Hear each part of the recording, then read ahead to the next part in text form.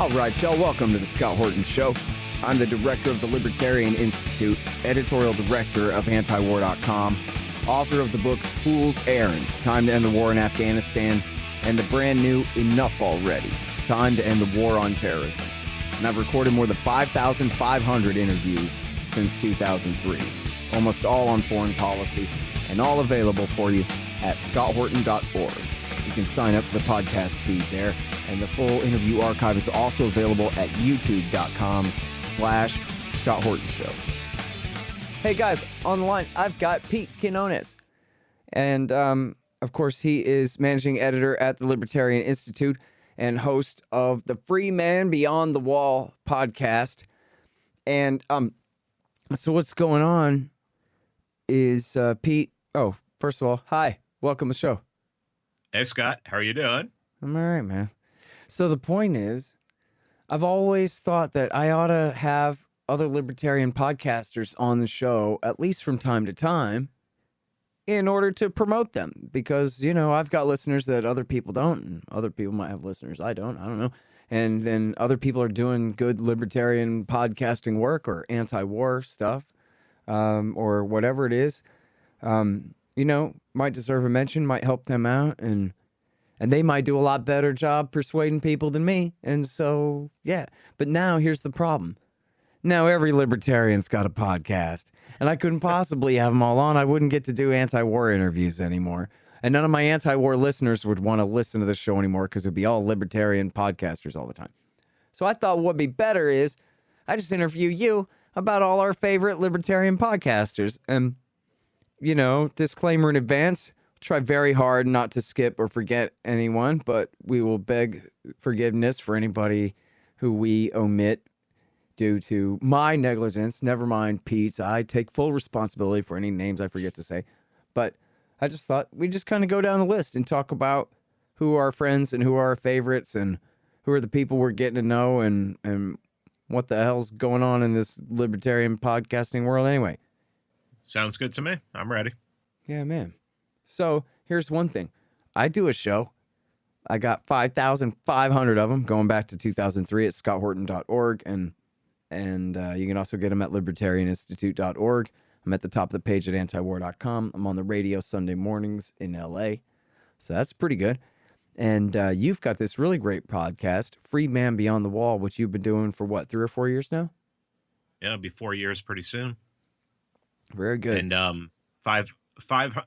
just dropped episode 580. All right. With Ryan Dawson talking about the truth and the lies of the Israel-Palestine conflict. Excellent. And so now that's very interesting because you just interviewed me about that too. And I wonder, how good did I do compared to Ryan? Did I do all right? You did pretty good. Yeah, but you know Ryan. Ryan is going to... he's great on the issue, man. No question about it. Yeah, he's pretty amazing on it. I mean, that's one of the things, you study a lot of different spots in the world. He really concentrates on that one spot. So yeah. And it's true that I can't stand it. So like Max Blumenthal's book Goliath, I didn't finish it just because I felt like that Far Side cartoon where the kid's saying, "Teacher, can I be excused? My brain is full." I can't do this. I don't want to know everything about Israel that Max Blumenthal has found out. It's just too much. But he's with it. So he does great. And so, yeah, besides you, there's one we can mention. But no, actually, before we get to Rye, and don't let me forget, because I got a hole in my head. I got what Biden's got. But no, we got to finish up our boys at the Institute. So, then, of course, there's after you is Kyle Anzalone, and I just got a great comment on Twitter where somebody said that, you better look out. This guy is really providing some pretty stiff competition to the kind of work you're doing there, Horton, which I know is right. He's brilliant. And, in fact, when I was trying to get back to writing the book, I had to convince Eric Garris at antiwar.com that, listen, I've got a guy who can do my job doing thumbs up or thumbs down on the articles. And I gotta get it. I gotta make somebody else do it because I just can't do it, man, and get the book done at the same time. And essentially, I'm on call all day for new stuff coming in, and I can't. There's no way I could write the book and do all my antiwar.com work We got to hire this guy. And Eric told me, no, it's never going to work. Nobody can do this job at you. What am I going to do? Oh, you son of a bitch. And then I said, no, trust me, dude. It's this guy, Kyle Anzalone. I promise he can do the work. And immediately, within the first day, Eric was like, I love this guy. He's great. And then, you know, I told Kyle what our standards are, and he got it real quick. And he's done an excellent job. That was like 2 years ago now. And he's now really the opinion editor at antiwar.com. I got kicked upstairs a bit to editorial director. And he's really the one doing the approvals on all the viewpoints there now. And he and Will Porter are a great team doing their show Conflicts of Interest, which sometimes it's just Kyle, but oftentimes it's with Will Porter. And both of them are just brilliant and good on everything. And that's all at libertarianinstitute.org. In fact, I should have it in front of me so I can tell you the proper slash and everything. Is it slash conflicts? What do we got here? Do you know? I'm pulling it up right now. Yeah, just 1 second here. So, oh, by the way, Pete is at slash Mance because that was his name, Mance Raider. Should we change that to slash Pete? I'll have Harley change that if you want. Sure, why not? Yeah, let's do that. And then conflicts of interest is slash Kyle. Yep, slash Kyle. Yeah, very good. Libertarianinstitute.org/Kyle. And yeah, in fact, I'm going to tell Harley right now so don't forget. By the way, Harley will do your website and he'll give you a giant discount if you tell him I sent you. And that's expanddesigns.com. And listen, I've had a lot of great webmasters and a lot of webmasters, but this is my best guy. Absolutely my best guy. I totally vouch for him, and I have been vouching for him for other people who've been using his work. So that's no advertisement. I'm just telling you. That's the he great Harley. My site up. I'm sorry? He cleaned my site up. Oh, hell yeah. Good. All right. So, and then at the Institute, we also have Don't Tread on Anyone by the great Keith Knight, who is awesome on everything. And also the Liberty Weekly podcast by Patrick McFarlane, who's a lawyer and an expert on a great many things. And then everybody's really good friend, Tommy Salmons, has his great podcast, Year Zero. And no, he is not a pro-Pol Pot communist. He just thought that'd be a great name for a podcast, and he's right. In fact, Pol Pot might have stolen that from something. What do I know? But Tommy's great. He's a trucker, and he's a great guy, and he's a great friend of all of ours. And I'm just proud as hell that I get to be the director of this thing with all of you guys, man. It's so cool. And being on that site with every one of those podcasts is fantastic. You know, you lead in the way and everything. And, you know, just to bring up one, like I've been on Keith Knight's podcast many times, and Keith is wise beyond his years. He is amazing to listen to. His breakdowns of any subject are going to be second to none. I mean, the guy he's a thinker, and he should be taken very seriously. Yeah, man. Absolutely agree. All right. Now, so that's the core group. But then, of course, we got Tom and Dave. Those are the two biggest stars in our entire movement by far. And, of course, Tom Woods and the Dave Smith Show, Part of the Problem. Why don't you talk about our guys? I'm going to say too much and go on too long. I mean, what can you say? Dave probably has the biggest, as far as audience-wise, libertarian podcast in the world. And he just breaks down. He does great interviews, but he also breaks down current events like no one else and puts them into a libertarian kind of worldview, and, you know, shows you where everything's going wrong and how it can be fixed using libertarian ideology. And then Tom, of course, I mean, Tom is the OG. I mean, he's, you know, pretty much the format that so many of us use for our podcast. Like, I started my podcast, like, modeling it when I started doing interviews after Tom. And I think a lot of people did. And over the past year, 15 months, Tom has really come into his own, talking about the lockdowns and talking about, you know, basically what the government has done through COVID. And he's become one of the most popular voices out there. He grew his audience immensely in the last year, and it was a lot of people who weren't libertarians. It were just people who came over to him and started listening because he had such a great take on what was happening. And I would assume that some of those people, after hearing libertarian episodes, would, adopt the ideology and come over to our side. So, when you look at like the two biggest libertarian podcasts in the world, I'll mention another one, which is bigger than both of them, but most people don't think of him as a libertarian. But when you think about strictly libertarian podcasts, you have to think of Dave, Part of the Problem, Dave Smith, Tom Woods Show, and and then it just you go from there. All the people that they influenced. Yep. Yeah, absolutely right.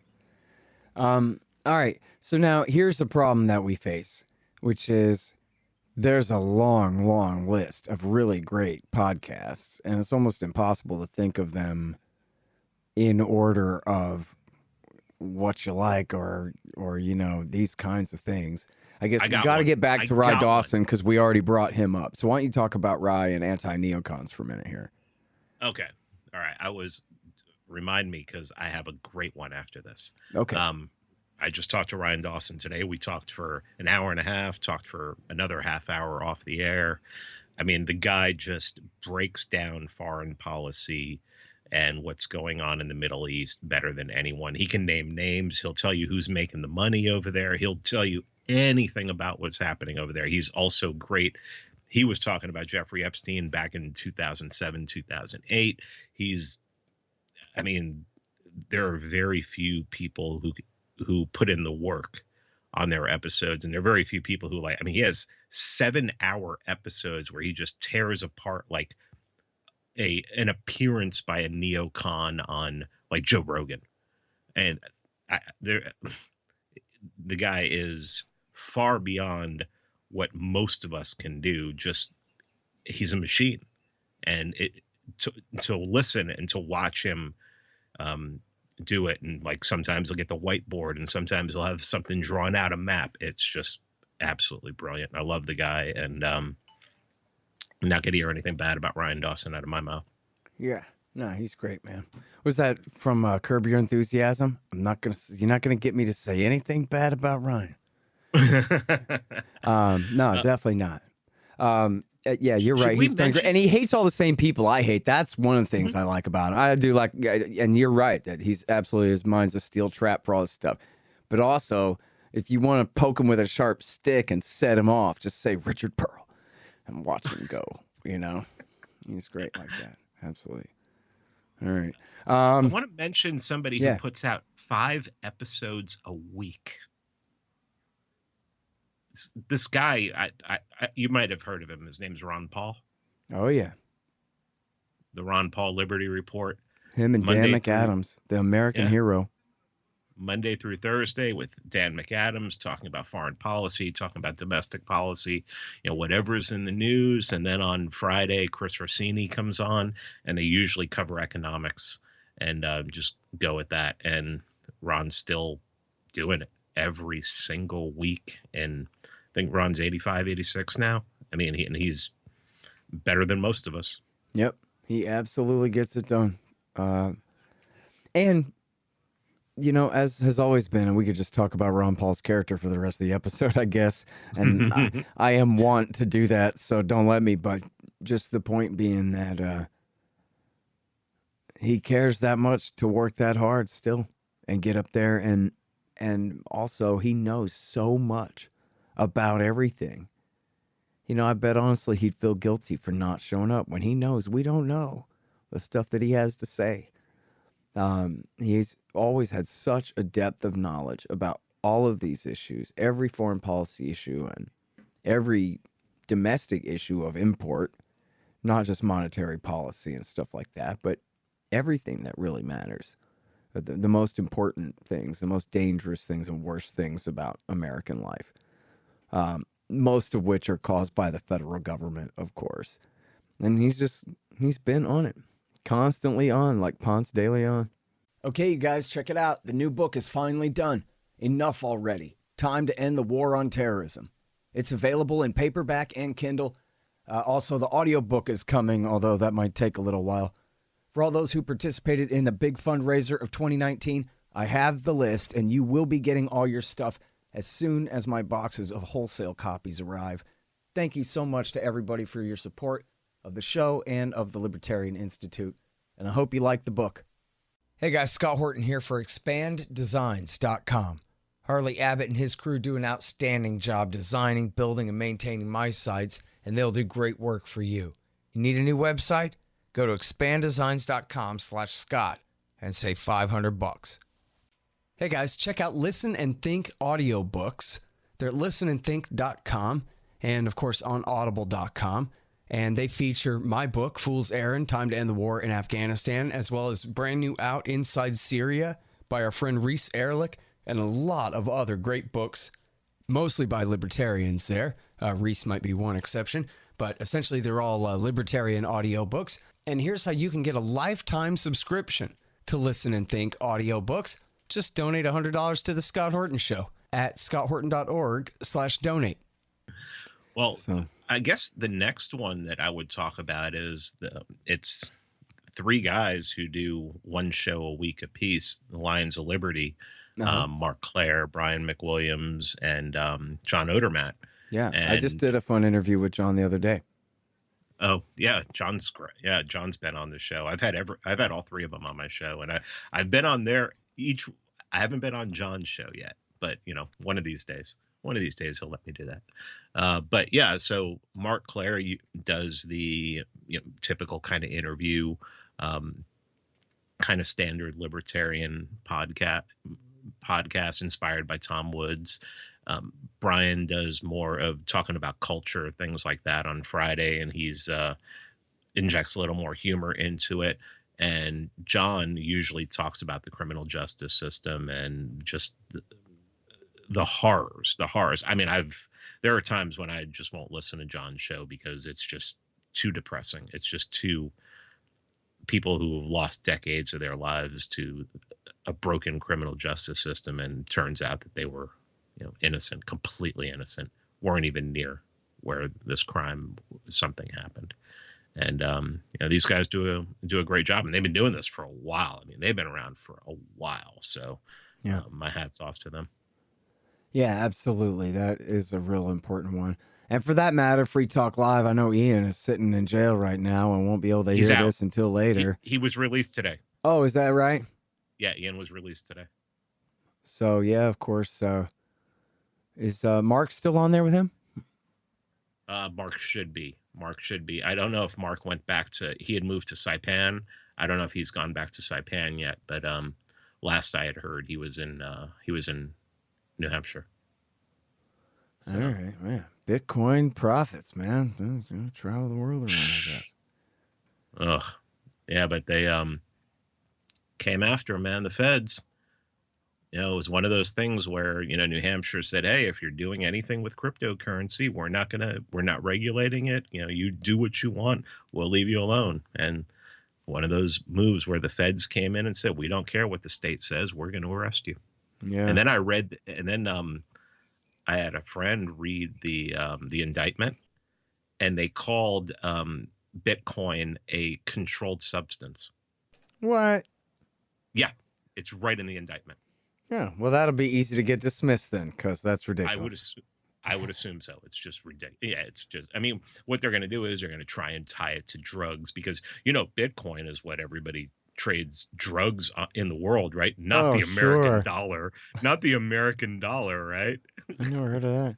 Yeah, no, did you? Yeah, I heard that Bitcoin pollutes, but I've never heard of a petrodollar before. I don't know what that might have to do with anything. Oh, man. All right. So, well, keep going, man. Who else you got on your mind here? Eric July. Okay. Eric July has For Canon's Sake on YouTube, and he's been doing that I think he's been doing it full time for a while now. He does a lot of live streams during the day, and I've had Eric on the show a couple times, had a chance to hang out with him in Florida once, and he's a really, really good dude. Smart. I mean, no one's going to beat him in in an argument on economics, no one's going to beat. I mean, the guy is just, he knows his stuff, and he's as well read as anyone out there. And he's funny as hell too. Yeah, he's really funny. He's always quick with a comeback, and just that style, that little bit of ghetto style he lets out every once in a while is just funny as hell when he's just tearing into somebody who's coming after him. Yeah, dude, that's great. All right, so Thad Russell, he's not really a libertarian, but kind of he is, right? Yeah, he aligns with us. He's, what he says basically is he's a man without a home, so he looks at the libertarians and he says, hey, these are the ones that are closest to me. And so, he just doesn't like to be in a box. He doesn't like, and I 100% agree with that. I don't like to really be put in a box either. I don't want to have to believe that I have to think this way because Rothbard or Mises thought that way. I want to think my own way a lot of times. And, Thad's one of those people who, he's an original thinker, great historian. I mean, guy, what he knows about American history and especially the American culture and how culture basically was built in this country is pretty friggin' phenomenal. And he also he's putting together that book on foreign policy now that I can't wait to read because I've had him on for an episode just talking about foreign policy surrounding World War II, things like that, and he just he knows his stuff. So yeah. No, he's working on a great book on, I guess, the 20th century wars, overall or something, right? Is that it? Or it's just World War II? Yeah. No, it's going to be 20th century. Yeah. So, no, I'm really looking forward to reading that too. I was talking with Gareth Porter today, and he's working on a book about the Cold War. And he's like, yeah, I'm just bogged down reading all the notes from the Joint Staff and all their studies and report. It's all from the Pentagon, straight from the firsthand stuff. Anyway, he doesn't have a podcast, but he's been on my show more than 300 times, including today. That's no shit. That's for real. I've interviewed Gareth Porter more than 300 times. And proud of every one of them. And in fact, the one today is horrible. It was about how the right wingers are coming to power in Iran, and there's so little chance that they're going to get the nuke deal back through the line, over the line before the elections, and then after that, who knows? Anyway, good old Gareth the Great. Sorry, I got on a Gareth tangent there. More. Oh, what about Bob? Bob Murphy, that guy? Yeah. Well, what's funny is Bob. He only started his podcast, maybe a year and a half, 2 years ago. And he is, it's very heterodox. You don't know what episode, you don't know if it's going to be an episode on Austrian economics. You don't know whether it's going to be an episode on religion.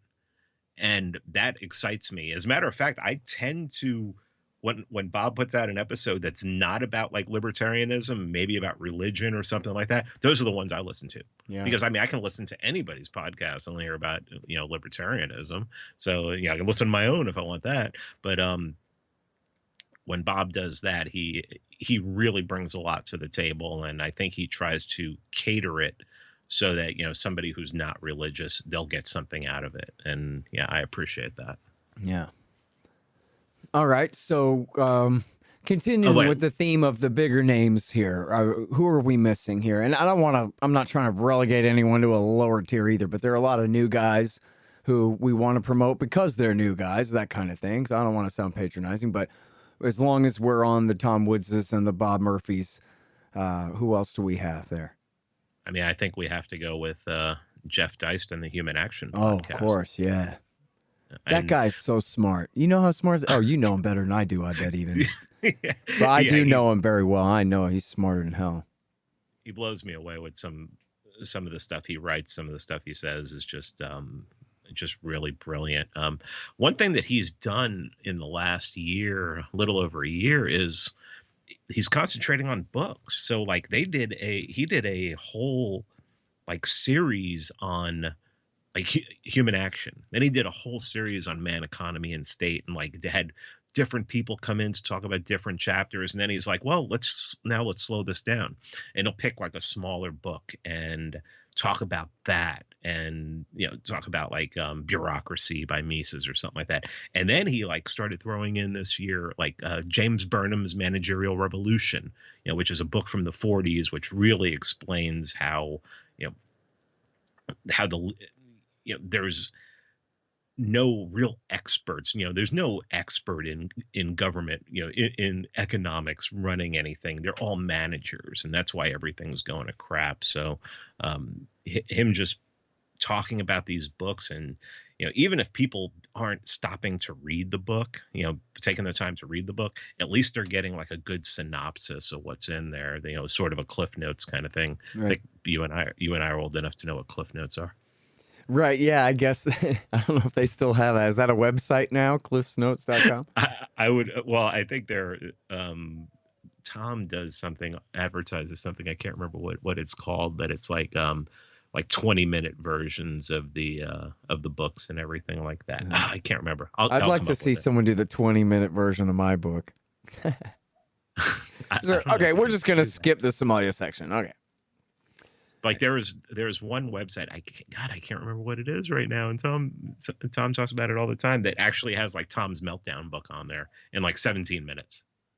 You can like listen to the breakdown in 17 minutes and everything. That's cool, but yeah, so Jeff and the Human Action podcast, they've been concentrating a lot on like they just did What Has Government Done to Our Money, the short Rothbard book. So that's good stuff. Yeah. Hey, that's the best. If people haven't read that, I mean, that one in the Case Against the Fed, I forget which is the shorter and which is the longer, but they're both fantastic. Yeah, those are, I mean, I think What Has Government Done to Our Money was like maybe the third book I ever read. Which, by the way, oh no, this is totally off topic and we don't want to go all the way down this rabbit hole, but what the hell, at least on this subject, you can hear just about everything Rothbard wrote, at least of any reasonable length, read out loud by the famous and infamous Jeff Riggenbach, the deepest voice in all of libertarianism. And he just died in the last year. But he was a longtime libertarian great, and he was absolutely the best at reading Rothbard audiobooks, just hands down. And you can find almost all that for free. Yeah, and what's funny is I know, like, when I'm reading a book that I've listened to on audio, I catch myself reading it in Jeff Riggenbach's voice, like in my head. I know, yeah. Seriously, I mean, it's so easy to recall, too. It's just so distinctive and great, And he was really a hardcore and great libertarian and a great friend of a lot of great libertarians for a very long time. So, word to Riggenbach. All right, who else, Pete? Well, let me talk, since I was talking about Bob and talking about how he puts out episodes on religion and stuff like that. I have a friend who does the Anarcho-Christian podcast, and he basically he's trying to communicate to Christians that if you believe that there is only one king and that's Christ, then you by default should be an anarchist. And, he does that from the Bible, and he tries to explain there are certain things in the Bible that would make you believe that you have to worship the government. I don't know how you would do that in Nazi Germany, but it's like Rothbard said, if you believe the people are the government, then, the Jews committed suicide in Nazi Germany. Yeah. So, remember that? Somewhere this metaphor breaks down, it seems like. Yeah. But Stephen, who does the Anarcho-Christian podcast, it's a really good podcast. And if anybody knows their Bible or is really interested in the Bible, he does a really good job with that. So cool. Good mention there. Yeah. Yeah. And okay, so I was on, and it was just released today, a podcast that started about 15 months ago. And when you hear the name of it, you'll figure it out. It's called Liberty Lockdown. And it's Clint. And Clint is, he's just blown up. And he does really good interviews. He's in his late 30s. He's basically retired, and he's just asked the right questions and he has a background in like the mortgage business, private mortgage business, private money lender. And so he can talk about like housing crises, stuff like that. But also he's been around the libertarian world for most of his life. So his opinions are right in line And yeah, he's just blown up over really the past few months.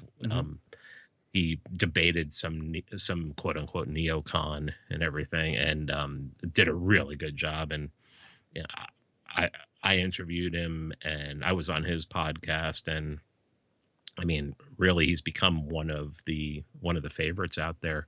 When you look at when you put out something like, who's your favorite podcast, Libertarian podcast, he's making the list, and he's only been around for just a little over a year. Yep. So shout out to Clint. Yeah, good one, man. I've been on his show and really enjoyed it. And that goes for just about all of these, by the way. So if I don't mention that, just take it for granted that I meant to. Yeah. Because I have been on all of these one time or another, I'm pretty sure. Yeah.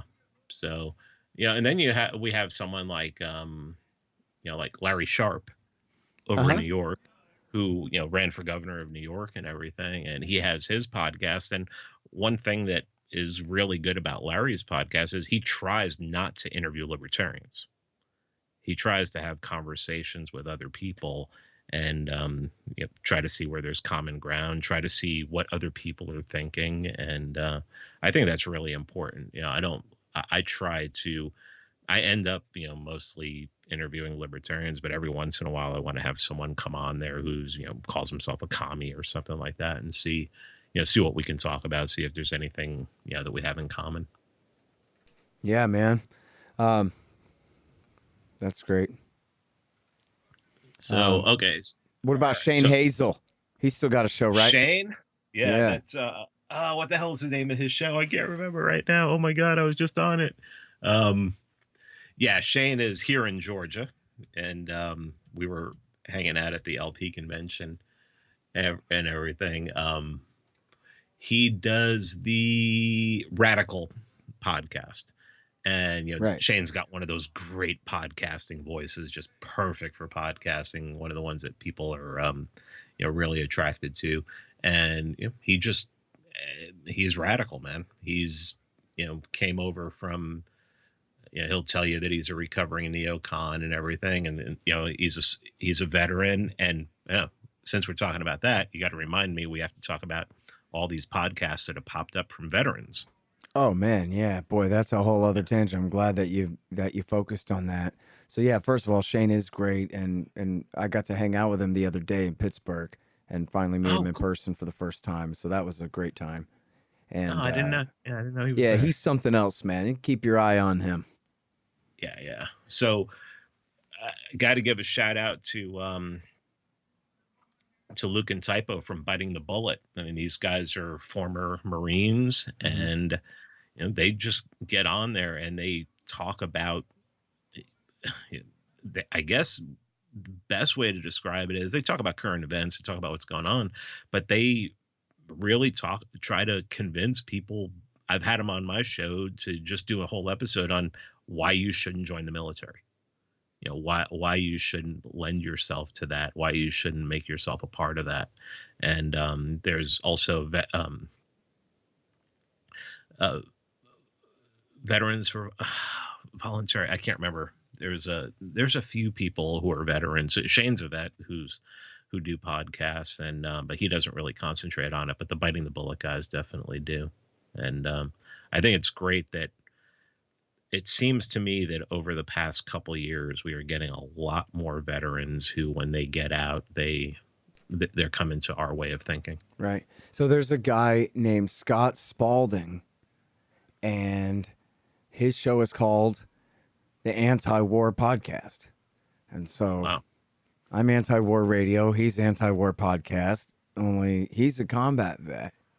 And then his interviews are all kind of a very peculiar format where he has a little bit of like classical guitar playing in the background or something real quiet.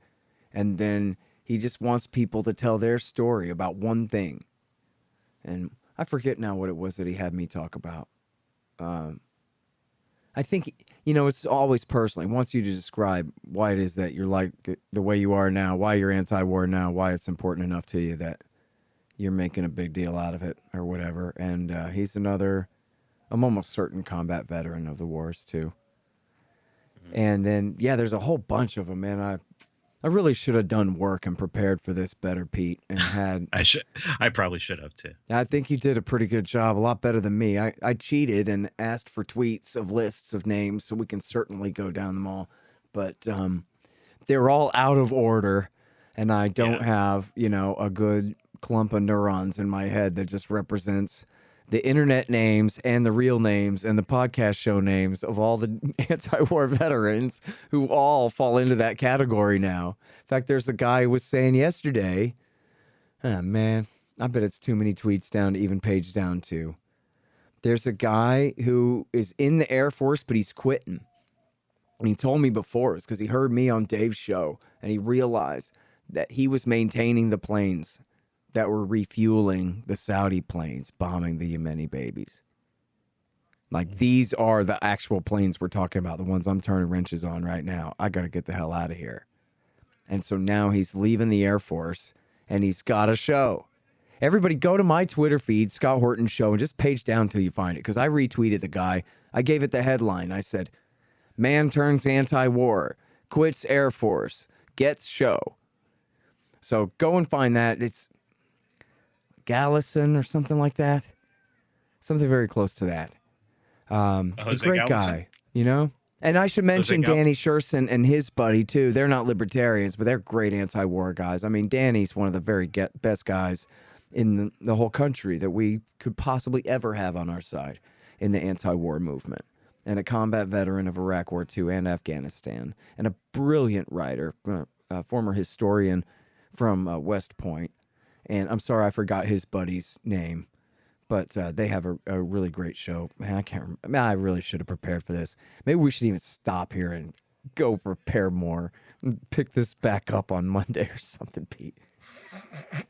I don't know. I think we'll be all right. But yeah, I let's think you wing were it still. Keep going. You were talking about, was it Jose Gallison? Yes, this is the about? guy. Yeah. Yep. Yeah, Thank cool. you. He's cool. I've known Saved him for my a while. life. I've known him for a while. He's a good dude. And I've heard that story too. That's pretty cool. Quite man. something. I like those. You know what? Not bragging or whatever, but just to go to show, like to keep everybody's morale up, not just my own, but that it is worth doing this. When I did that speech in Pittsburgh, a lot of people came up to me and said, man, you really opened my eyes on this Palestine thing for the first time. And this is really something else. Thanks so much. But also, I don't know, man, 8 or 10 different dudes came up and said, I was in the wars. And not that they were mad at me, right? They all were grateful that I explained to them what the hell it was all about anyway. And a few of them, at least, let's just say it seemed to have really made a difference to them, really counted a lot. And that's just showing up and interviewing Gareth Porter. You know what I mean? People give me a lot more credit than I deserve for that. But, it is about the greatest thing a man could do would be interview Gareth Porter. I understand that. I believe that. But anyway, it is meaningful to keep doing this. In fact, my Twitter feed is a constant reminder of this. Some very distinctive minority, but it's probably not a majority, but or a plurality or whatever. But it's a significant part of my audience are anti-war veterans who just love this stuff because they know it's right, and are really down for this. And there's been a few different podcasters come out of that, so that's pretty great, dude. I'm pretty happy about that. I wanted to mention that Jose Gallison's podcast is called No Way Jose. So, thank you. Thank you. That's pretty good. Pete with the win there, with the big save from my fumble. Well, appreciate that. I had to look it up. Nico and Shane from What's Happening. Oh yeah, I love them, man. Are they the greatest or what? I love those kids, and they're not kids; they're adults, but they're still kids, and I love them. Yeah, I got to meet them in New York. Dave's debate up there. Yeah, it's pretty cool. They're Texans too. That's what's the best thing about them. They're both a riot, right? They're both really funny, and on Twitter, cracking jokes all the time. And I'm not on Facebook, but I'm sure they're great over there too. And their show is great, really is. Both of them are great. So I have a friend who's a lawyer, and he goes by Legal Man on Twitter because he doesn't want anyone to know who he is. And Oh, he has you his know him, huh? podcast. Someone mentioned him to me on the list Yeah. here. Yeah, the Quash, and he's been on the show a couple times. We actually did a episode together where we went through Spooner's No Treason and picked out like all the greatest parts, which is hard to do because every part of that whole thing is great. And that was a really good episode. Got a bunch of good feedback. And so like right now he's doing a series on the why the Constitution is just no authority whatsoever. And he just one of the great things that he does is he's talking to conservatives. So he's a guy from the right who's talking to conservatives and trying to communicate to conservatives and people on the right that this is all garbage. This isn't going to save you. And I think he does a really good job of that. And he's beloved. I mean, it's his attitude too. He's a, screw you kind of guy. If you don't, if you're not if you can't get this now, I mean, come back later. But if you're just going to be belligerent, screw you kind of thing. And I can appreciate that attitude. Yeah, absolutely.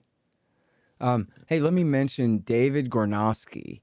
He does a radio show called A Neighbor's Choice out of Central Florida, and he is really great and really principled. And he gets some really good guests on there too, man. So he's definitely one for the top of the pile, I think. Oh yeah, Jeff Dice goes on there all the time. I think he may go on once a week. And I got David's been on my show. I got introduced to him. He went on Bob's show and did an episode that was just about like the scapegoating and in history how nations have scapegoated certain people and groups to make them the enemy or to sacrifice them. And he talks about how it almost seems like in the modern day, that's what the soldier is, that they get sent off and sacrificed. And, he's brilliant. I got another guy I got to hang out with last year in Jekyll Island. And cool. His show, I always wanted to go there, man. Yeah. Oh yeah. It's wild when you're walking around that place and you're like, do you know what happened here? Do you know what they did here? People this don't is like know me. I was scene of the crime. In the 1990s, I was the world's biggest G. Edward Griffin head. In fact, I saw where Keith Knight did a podcast of my interview of G. Edward Griffin from 2003 or something. And it was funny because it was actually Griffin himself who finally really kicked me out of the kook movement in a positive way. I mean, he really changed his whole shtick from, Birch conspiratoid stuff, New World Order stuff, to simply collectivism versus individualism. And what really matters is what we all believe and all of this stuff. And that was really... It was nice to have G.O. Griffin be the one to really tell me, you can stop being a kook now. This stuff is all obsolete, And so I did right around that time. And of course, I was reading Raimondo, and Raimondo knew way more and way better than any of these guys had any idea. Even Will Grigg was reading Raimondo all day to find out what the hell was going on in the world. So that was the end of that. Hey, y'all, let me tell you about the Libertarian Institute's latest book, What Social Animals Owe to Each Other, by our executive editor, the great Sheldon Richman. For decades, Richman has been explaining libertarianism to the left from the left. He makes a strong case that any honest liberal, progressive, or leftist actually should be libertarians, since in fact it is freedom itself that provides what y'all want. Richman argues the case for liberty and peace, the human spirit and social cooperation, for true liberalism, libertarianism, against the corrupt forces of statism, corporatism, and violence. What Social Animals Owe to Each Other by Sheldon Richman.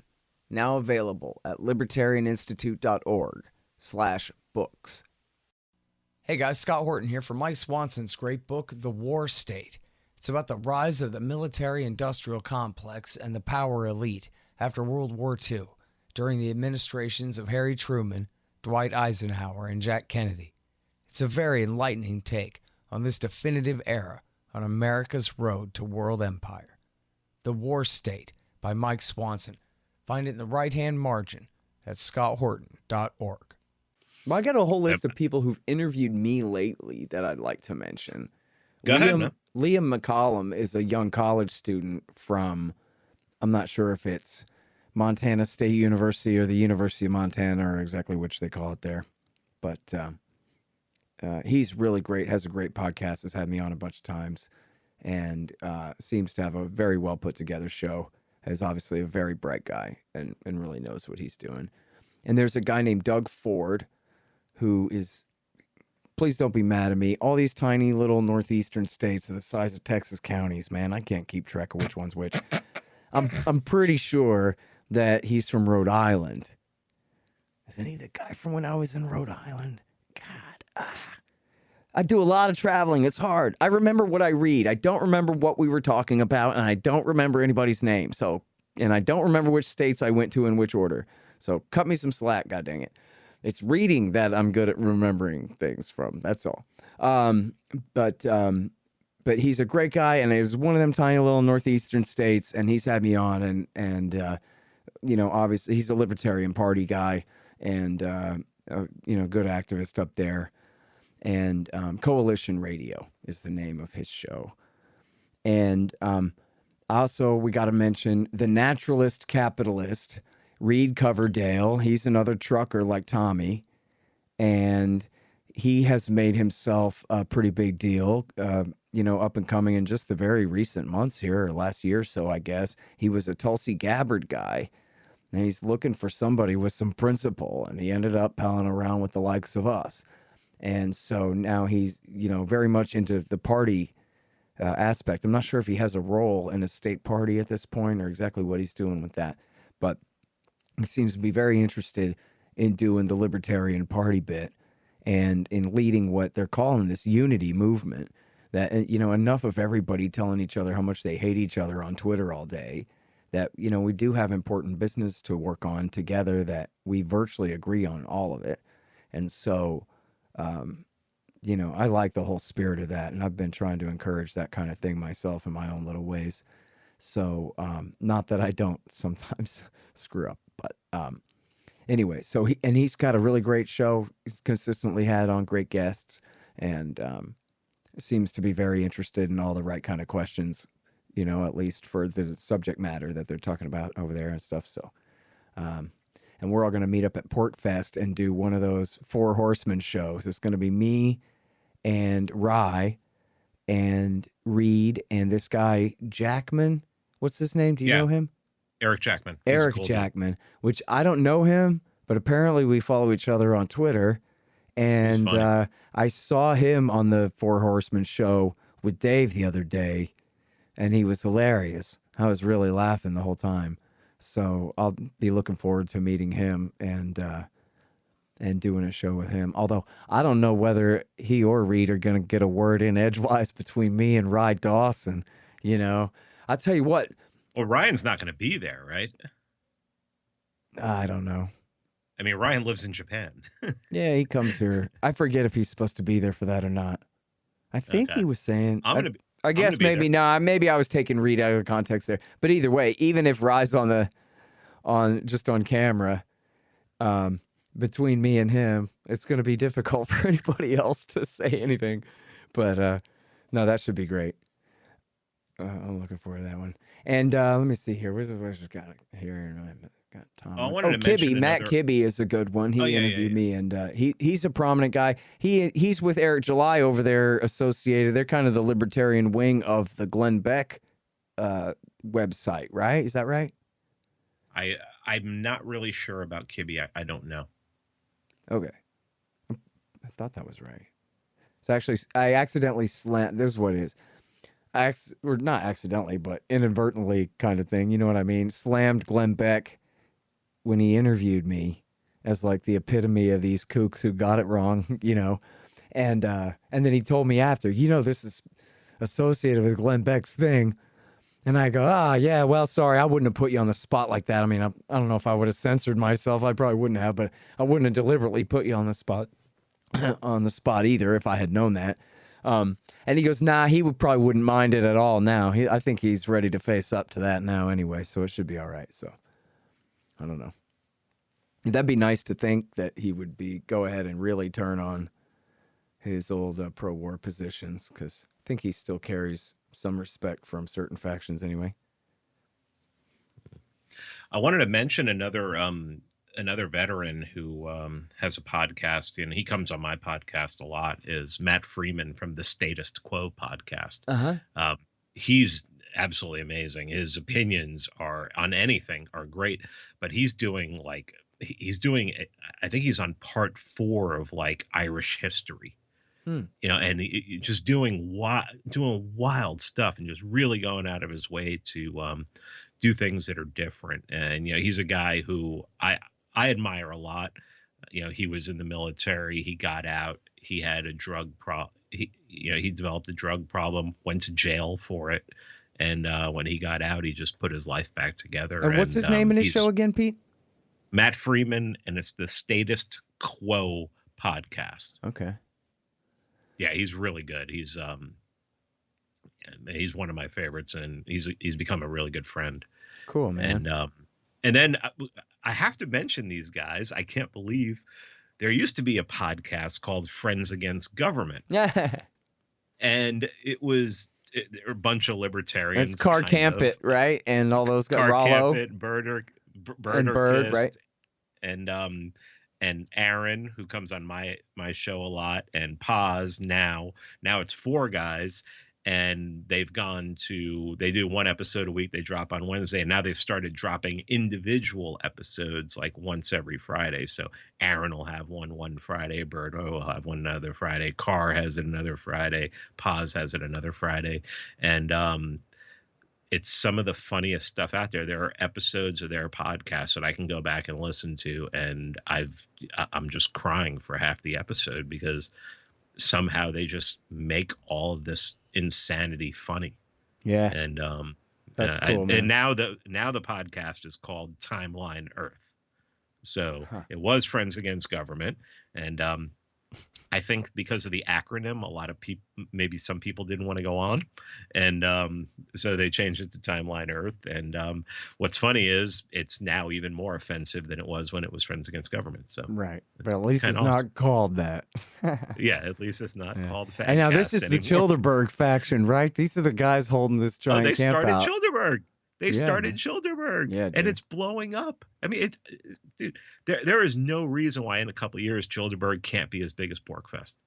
Dude, Childerberg's gonna be dope this year. Although I didn't realize it was Memorial Day weekend, so it's gonna be a madhouse out there, dude. I would have made it the weekend before Memorial Day weekend. It's nice and cool, and we got the lake to ourselves. But yeah, next week it's going to start getting hot. Oh, it's going to be great, dude. It's going to be a rad party. And then, so speaking of which, Robbie the Fire Bernstein is going to be there, and he has a great podcast, and he's going to do stand-up comedy at the Saturday night at Childerberg, I'm pretty sure. Like, everybody's going to go in town to Spicewood, Texas. This is in the Hill Country west of Austin. And and we're going to go and see him and whoever else putting on a great show out there. And his show is awesome. And you know what, too, man? I should have pled not guilty at the beginning of this because I don't really listen to podcasts. You know, frankly, I just don't have time for that. And I can read and learn things at like 100 times the rate. And I can't read and learn things if there's a show on because it's too distracting. So I barely ever listen to shows except when it's a real special occasion. So I'm glad that you're here to help me out with this because, you know, even those guys, the Car Campit and those guys, I love those guys, but I never listened to the Fatcast because I just never had the time to do it, you know? And same Robbie with a lot of those, with almost everybody. Like Keith Knight's show, I don't listen. And even Kyle's show, I have to remember to listen, but I don't subscribe to podcasts, you know? And Kyle's is really the one that's the most important for me to listen to because he's picking up all the stuff I'm missing. I need his help, man. I wanted to mention Robbie Bernstein's podcast is called Run Your Mouth. Yeah. He's rad. Yeah. So, I mean, we could keep going on and on. My friend Eric from Rebel with a Cause. I know you may have been on there. What's recently. his last name? I think it's Haler. I don't know how to pronounce his name. I think it's Eric Haler, but it's Rebel with a Cause. Okay. And yeah, I think he's over in Texas too. I think he might be from Louisiana originally. I think he lives in Texas now. Okay. And there's so many people in Texas, man. It's amazing, and it's amazing that you can't get the LP straight there when you consider. Yeah, how we'll many see really about good that. Libertarians. Be cool. We're gonna work on that. The wolf is here. It's gonna be all right. No, listen. Buck Johnson. There's a Texan. That guy's great, dude. He lives outside of Austin, and we're doing a big event at his house. Me and Thad Russell and others are doing a thing at his place in Lockhart in October. And that's southeast of Austin. And they got, October. Seriously, like, if we had the time and you said, no, really feed me the best barbecue in Central Texas, we would go out to Lockhart. Anyway, Buck Johnson. Buck. Yeah, he's awesome. Counterflow podcast. The Counterflow podcast. He changed the name. It used to be called Death to Tyrants, and now it's called the Counterflow podcast. So that's good. Yeah, a little bit less death in the title is probably okay. Sure. Yeah, Great show. I love the original title because it was like that's so obvious that no one had come up with it before. Yeah. So, who's the Anarchast? I can't keep. I'm supposed to remember the names of everybody's internet name and their real name and their show name and their everything. Pushback. That's not what I meant. Anarchast. That's what I was. Anarchast is I believe that's the Jackman brothers, or is it? This is. You know what? I'm sorry, I don't know his name, but he just had me on the show the other day, and he was referring to. Oh no, Anarchast is Jeff Berwick's old show, but exactly. It's been that's whose name I was not going to think of because I was totally stupid. But yes, that's whose show it was. But it was the other guy hosting it. He said. Yeah. I'm sorry, I don't know his name, but he seemed great. He asked me good questions and stuff. That's cool.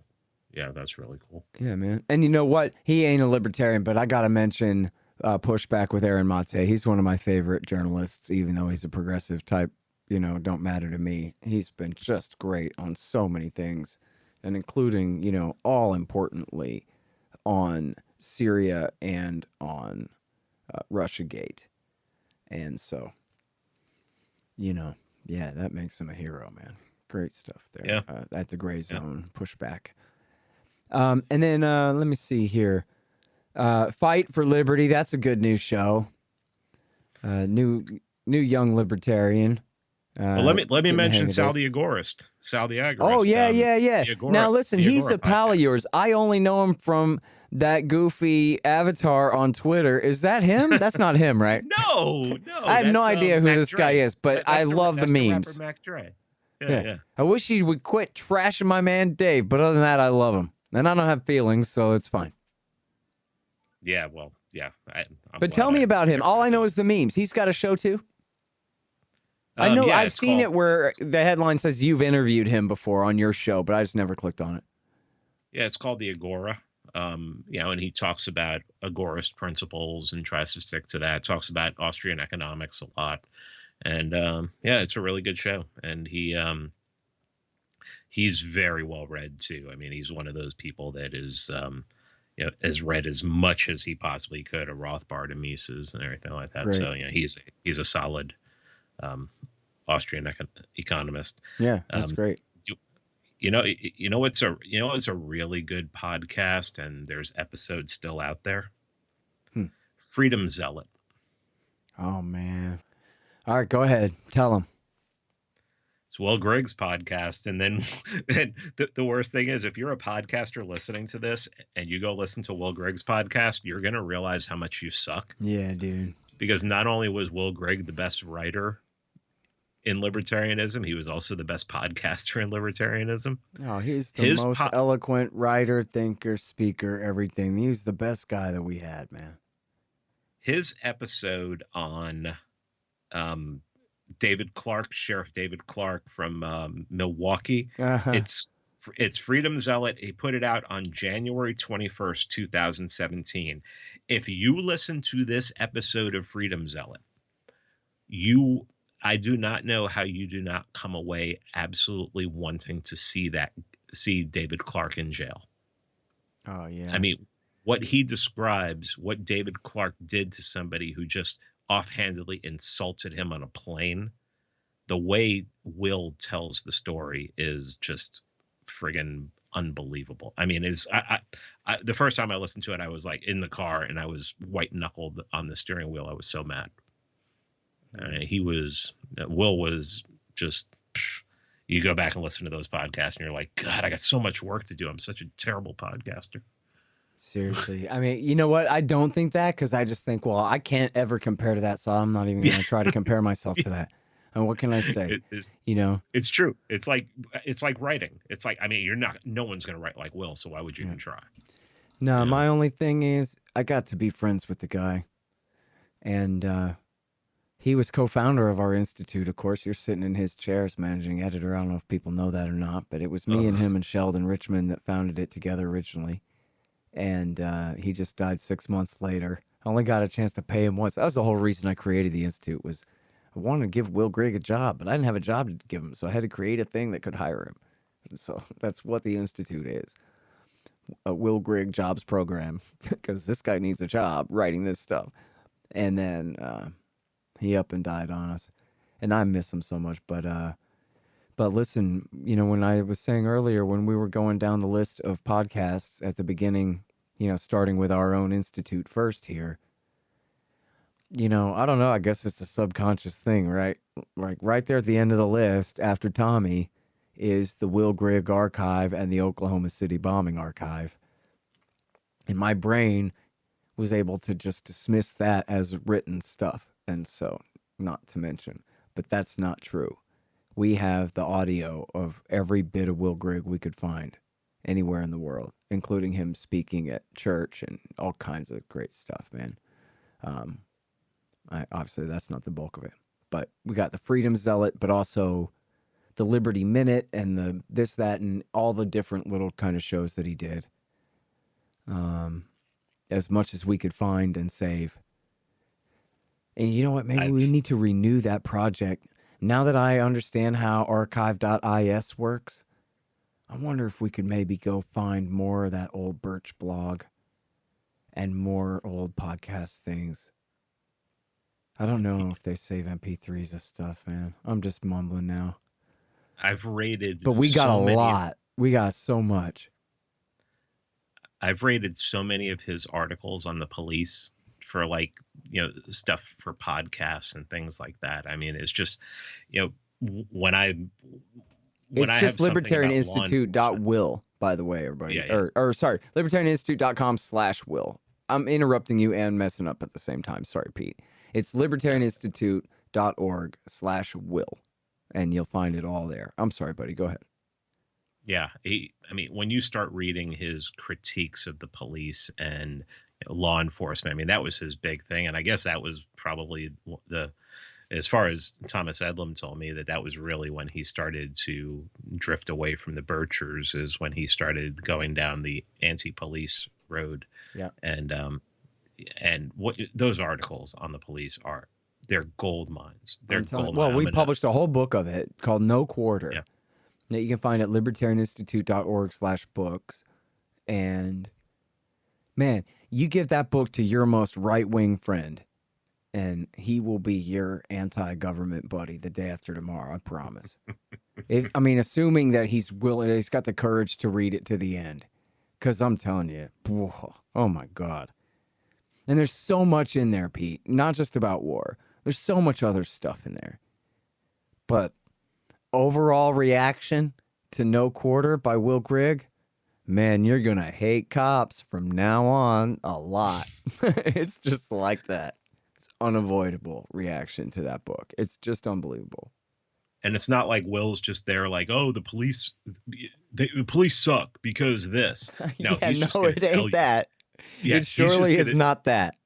Yeah, he's just going to go, okay, this is what they did to Christopher Tapp. This is what they did to this person over here. This is what they did to this person over here. Man. And he just goes, it's down the list. And you read the articles, man, and the articles are just they're so brutal, and he's so is, and this is why they can get away with it. And I mean, he articulates it so perfectly, and he doesn't get emotional, where I can only talk about that stuff so much before I start getting emotional and my anger starts coming out. And you could see if he had any anger, it was completely righteous, but he just kept it all the way through to the end. And everything was, he was just mad, but perfect. he never got upset. That'd be different. Hey, y'all, check it out. The Libertarian Institute, that's me and my friends, have published 3 great books this year. First is No Quarter, The Ravings of William Norman Grigg. He was the best one of us.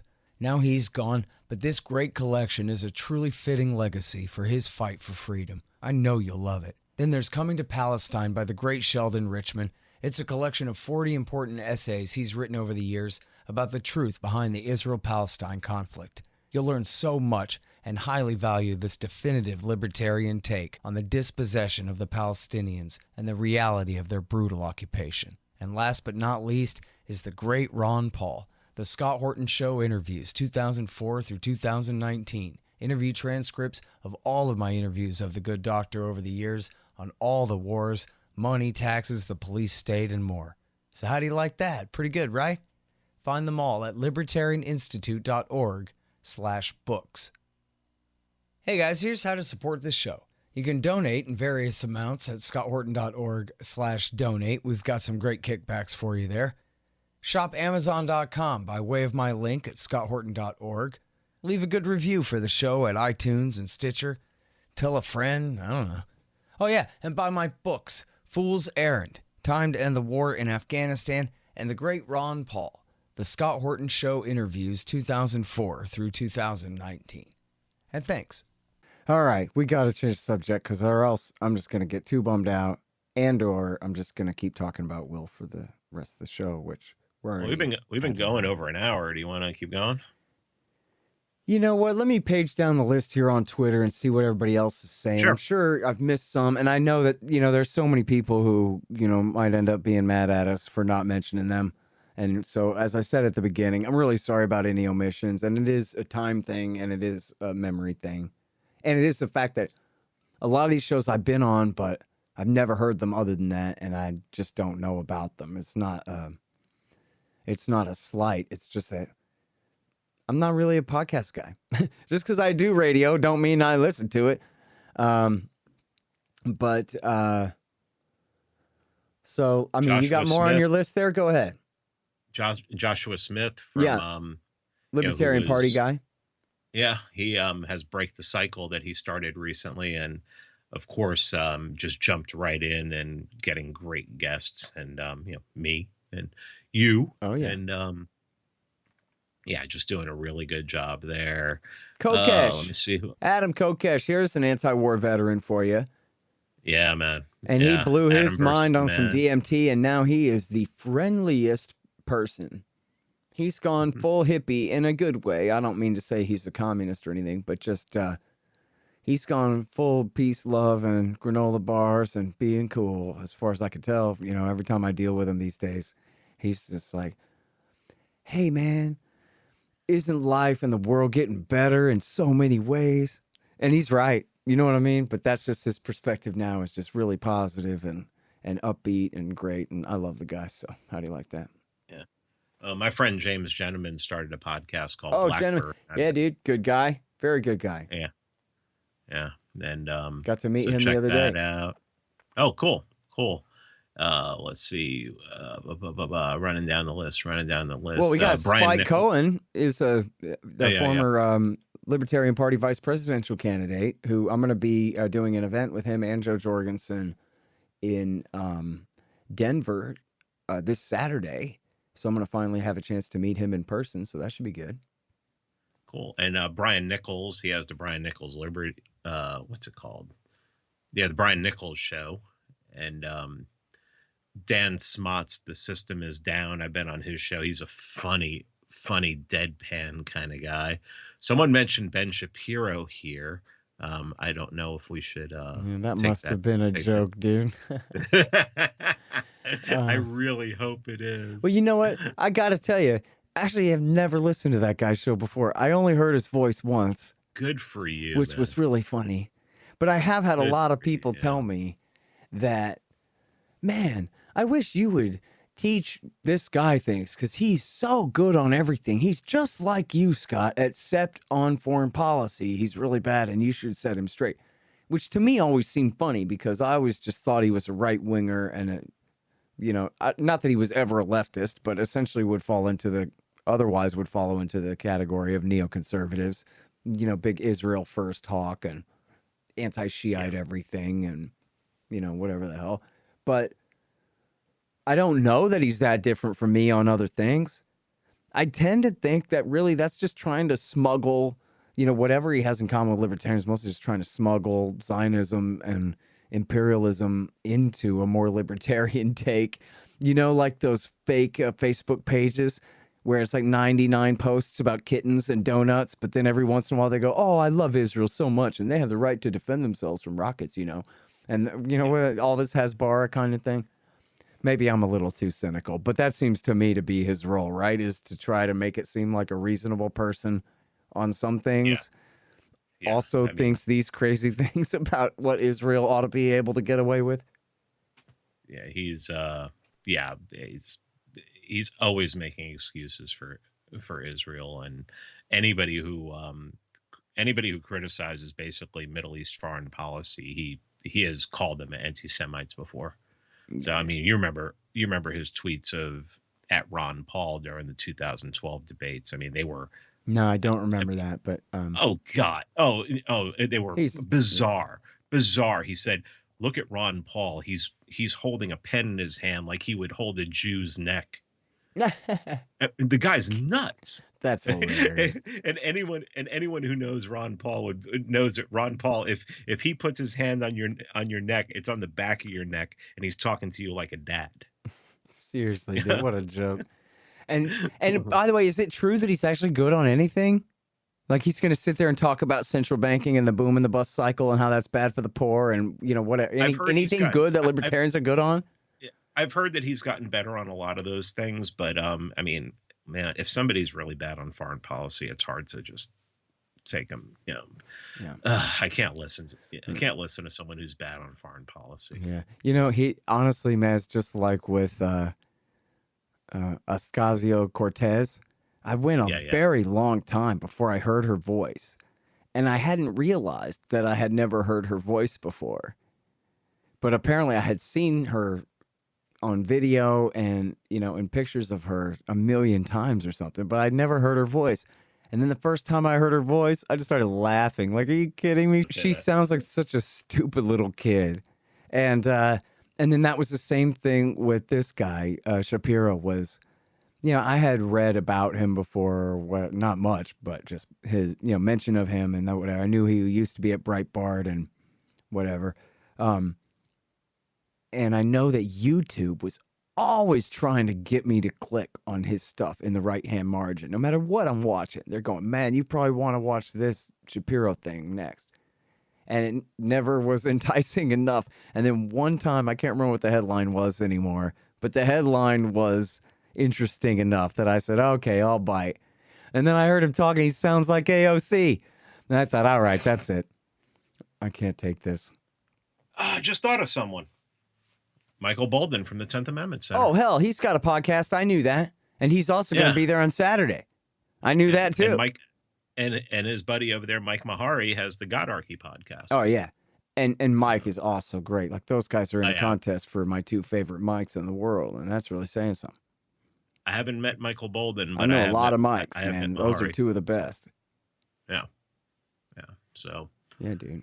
And listen, Bolden, for people who don't know, both of these guys are brilliant geniuses on the subject of the 10th Amendment and nullification and libertarianism through grassroots, retail, bottom-up politics. That works.